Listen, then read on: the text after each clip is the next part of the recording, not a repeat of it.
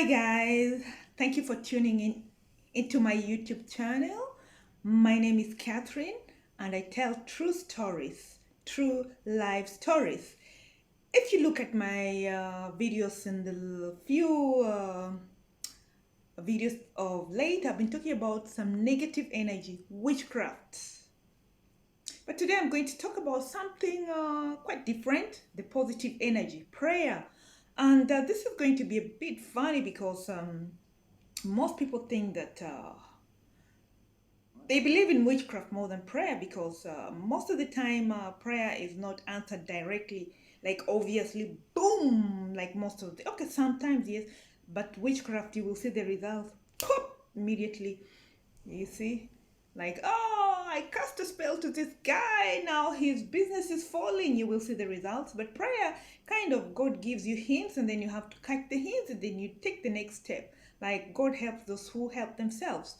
But this time I'm going to tell you about some naughty girl whose prayers were poop, as in answered like poop. You know, I prayed for this, it happens exactly the way you want it to happen, although it needed some patience also from her side. There are many like this, but this is just from one naughty student one time. Let's start. So this girl was in a high school, uh, you know, in the Kenyan boarding schools most of the time, especially on the western part of Kenya, when people hear that they're going to boarding school, it's like they're going to a prison. The food you eat, and sometimes there is no water in the, it depends on the boarding school. Most of them are good, but some of them, especially those that are not national or private boarding school, is disaster. So this one was going to a disaster one. So in this school, there was no water. So they had to go to the river to get water. And she coming from the city really had a hard time, really. And when she's carrying water, most of them were from the village. So to them, they had water straight on the head, balancing even. They would leave their hands like this without having to hold whatever, their bucket. But her, she was holding the bucket, but still her head was going on like this. So by the time she reached the school, there was no water in her bucket, and that was her showering water. So the little water that she had in the bucket used to have some sand beneath it, and that was what she had to utilize for her morning shower. And so this sand took some effect on her eyes, and so she began suffering from eye problems. I don't know, it was called conjunctivitis or what. It reached a state that she couldn't even see properly, and asking for permission to go home was really a tough task. You really had to beg the headmistress to go. She really had to beg the headmistress to go home for the treatment, which she was not allowing, because she was like, this will go away. But this time it seemed to be so bad. So one time she woke up in the morning and she thought there was some fog. But people were telling her there is no fog. It's very clear. But according to her, she could just not see anything clearly. It was disaster. Like she's opening her eyes like this and she's just seeing some blood visions, but she just had to, you know, walk as if she's walking through the fog. And she's like, no, no, no, no, no, no. It was like taking a toll on her heart as well. Like if somebody cannot see, kind of it affects the whole body. And so she was like, no, I cannot be blind. She borrowed some water because it wasn't time for them to go to the river yet. So she borrowed some water from the matron, some clean water, and she cleaned her face. Still, there was no difference. So she was like, no, it can't be. So she used to hear that people pray and the prayers are answered. When you're in shit, you really say good prayers, not like the normal ones. So she began to pray, Our Father. This is the Lord's Prayer that the Christians do. She said, Our Father every few minutes, Our Father every few minutes. And This, she began this, our father, from the time she had woken up. It was like a weekday, a weekend, so they were not having activities in that school yet. They were just to wash their clothes and relax because it's a weekend. They were not going to go to class. So her weekend was filled with our fathers from the time she had woken up and couldn't see. And at around midday, it's like she began to see, you know, she began to see very clearly. And actually, she realized there was no fog. And by 1 o'clock, her sight was very clear. And not only was it clear, but her conjunctiva, I don't know, whatever it's called, those who have studied medicine with the eyes, is it called conjunctivitis or conjust something? Put in the comments if you know the name. Was gone. Her eyes were no longer itchy. Her eyes were no longer red, or was it brown that they were? How that they were? Because she'd just been praying with so much faith, because she was scared she was gonna be, blind, and she couldn't imagine, like that prayer that if you're being attacked by some wild beast or animal, the real prayer that you really need God's help. She used that, and voila, she could see very clearly. She didn't even need to see a doctor for this treatment. And that's how her eyes got saved. So that was a positive energy from God and not from the demon, as per the witches. And then the naughty girl again. In boarding school, there comes a time that people are very homesick. So those who haven't paid school fees sometimes are sent home. And those who have paid school fees remain to study at school. Classes go on, but somehow the teachers stop teaching because they just have quarter a class, probably because most of them haven't paid school fees. So the people are just told to study anyway. There are no classes. Then a day came, the teachers were calling out these students who have not paid school fees to send them home so that their parents can look for money immediately and bring it. Because if you don't send them home, the parents will relax. My child is okay. They're dealing with it.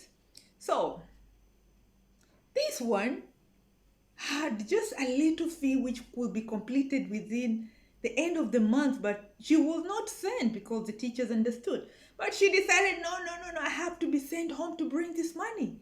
You have to send me home, or else my parents will not pay this money, I promise you. Well, the teacher said, okay, why not? Go, join the others. At least if you clear it, the better. So she was sent home to get the money. But her parents were so disappointed, and they called the school. How on earth can you send my daughter for such small amount of money? And we had agreed with you that we're going to clear this. So the parents were so annoyed.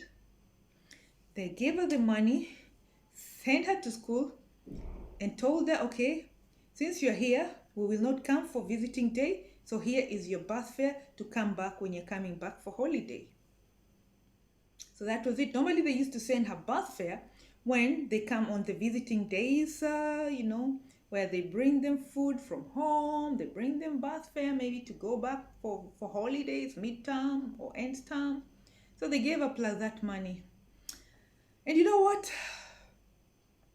In high schools, boardings especially, there's some employers who make money out of students. Like, they know that the students normally don't have maybe bread on some days of their breakfasts. And so they take advantage of this and make their own, they call them mandazis, some baked things or fried stuff, made from dough. So they made the mandazis, and the students buy them and have them with their breakfast. So this lady was tempted to start buying these mandazis also. And since her parents had been upset, they had not given her like the pocket money to buy anything else, because they bought everything for her and told her, go, the next will be your fare back home. So slowly by slowly, she was being tempted to eat her fare. Boom! one mandazi for tea, gone. Next day again, boom, another mandazi. She was eating into her bus fare back home. By the end of the month, when they were supposed to go back home, everything was finished. She had no bus fare to go back home. You imagine, if you don't have bus fare and you're staying in a boarding school, you will not go home.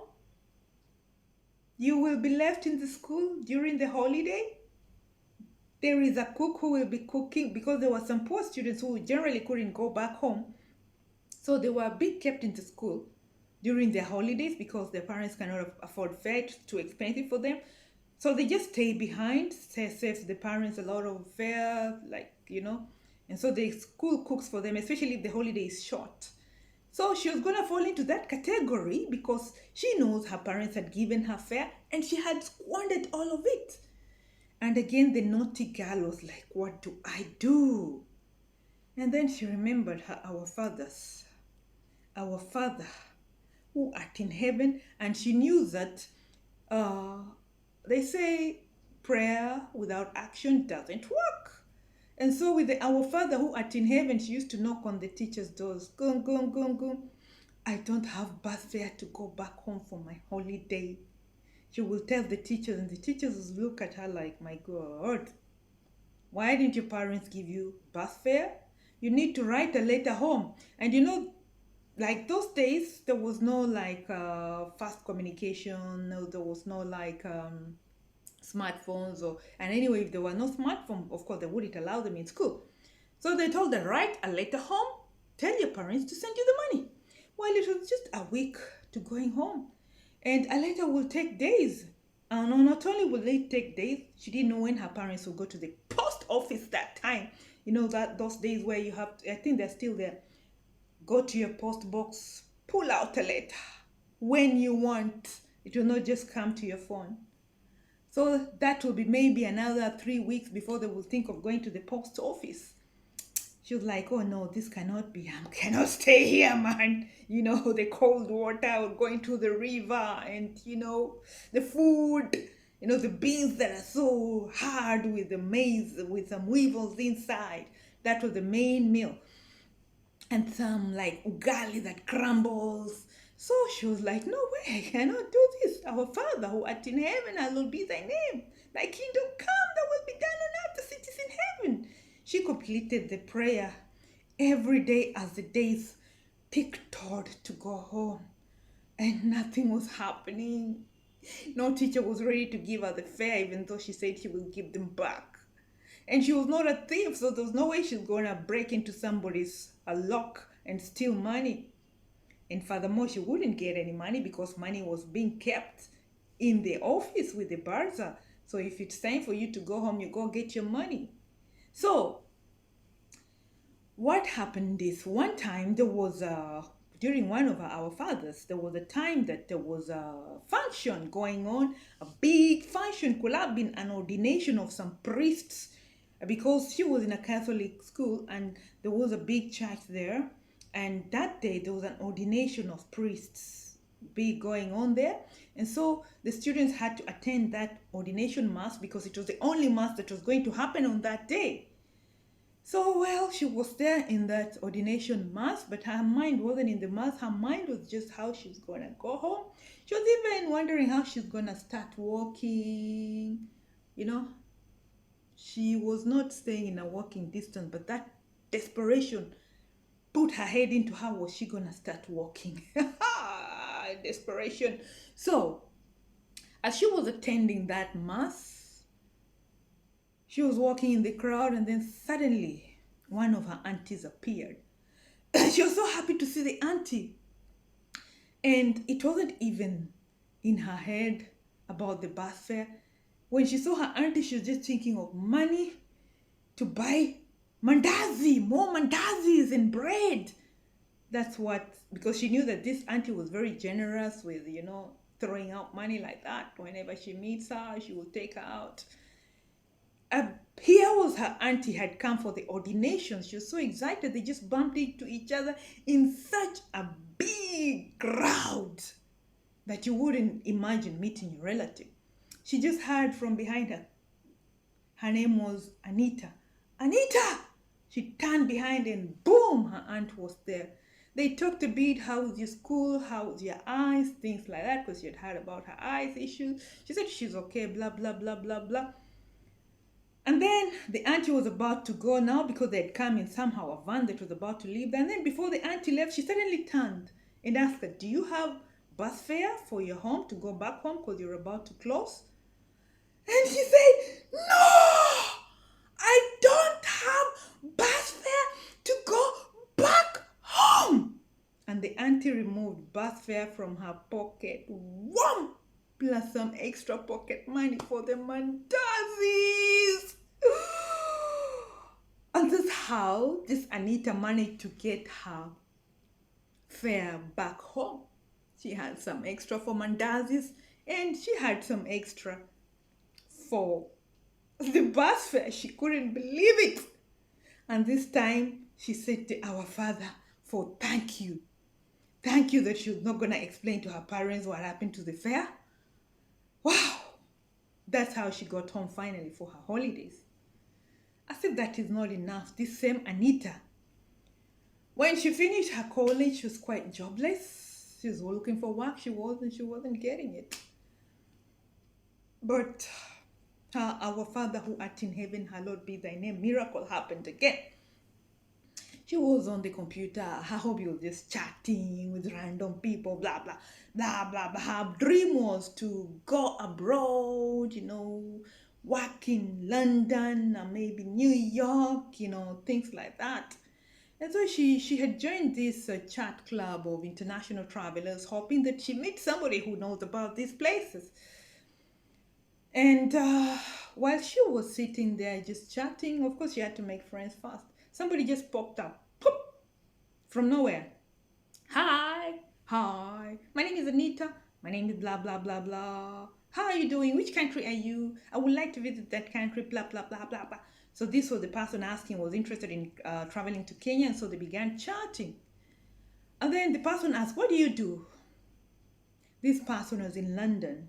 The person asked her, what do you do in Kenya? And she said, well, I'm just looking for work, tamacking, just making friends. I'm just looking for work. And then this person told her, why don't you try working abroad? She was like, really? Yeah. And then the person sent her a link to apply for a job. And you know what? She is working there now in London. So this is how our fathers were answered, just like boom. No hint, no nothing, just like that. So this is one of the stories about the positive energy. And the positive energy is from, of course, God, our maker. So if you like my content, like, share, and subscribe. Ciao.